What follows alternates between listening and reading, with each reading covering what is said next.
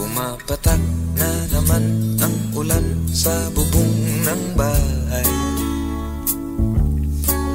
Di maiwasang gumawa ng di inaasahang bagay.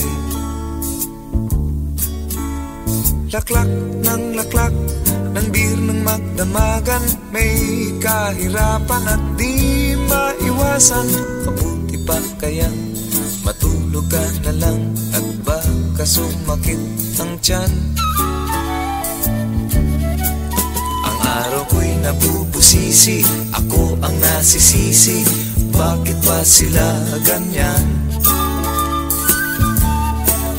Ang pera ko ay di magkasya, hindi makapagsine at ayaw namang dagdagan. Ubus na rin ang beer, kaya kape na lang.